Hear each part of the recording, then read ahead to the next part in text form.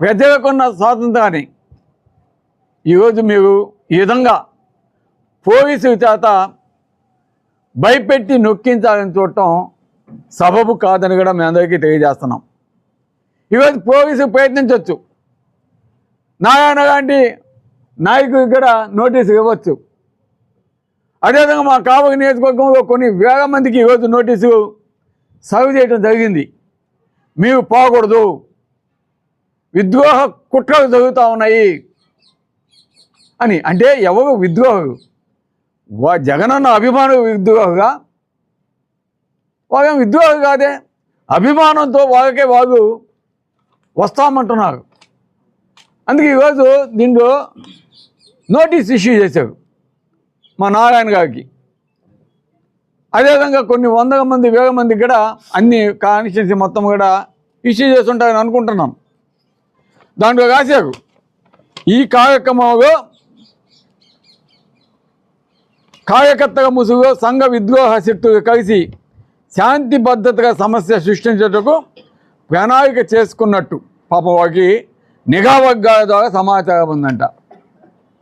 అలాంటి పరిస్థితుల్లో మీరు మీ మద్దతుదారులు ఈ కార్యక్రమాలకు పోవద్దు, అనవసరంగా మేము పెట్టే కేసులు మీరు ఇరుక్కోవద్దు అంటే వాళ్ళు ఆల్రెడీ డిసైడ్ చేసుకున్నారు.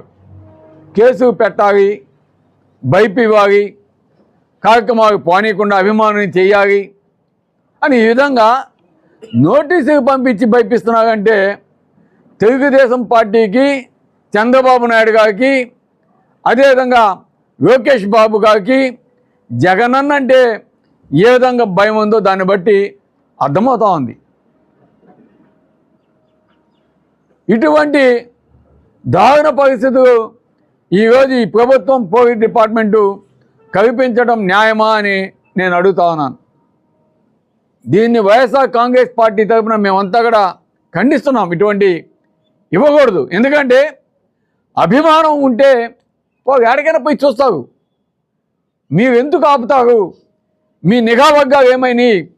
మీ నిఘా వర్గాలు అటువంటి వారిని ఏదైనా ఉంటే మీరు ఆపుకోవాలి. కానీ ఈ విధంగా మా పార్టీకి సంబంధించిన వారు, మా పార్టీ నాయకులు, మా పార్టీ కౌన్సిలర్స్, మా పార్టీకి సంబంధించిన ఎంపీటీసీలు, మా పార్టీకి సంబంధించిన సర్పంచులు, మా పార్టీకి సంబంధించిన వార్డు మెంబర్సు, మా పార్టీకి సంబంధించిన అనేక పదవుల్లో పార్టీ పదవుల్లో ఉన్నవారిని, మా పార్టీకి సంబంధించిన జగనన్న వైఎస్ రాజశేఖర గారి అభిమానుని ఈ విధంగా మీరు నిర్బంధించడం సబబు కాదని కూడా మేము తెలియజేస్తా ఉన్నాం.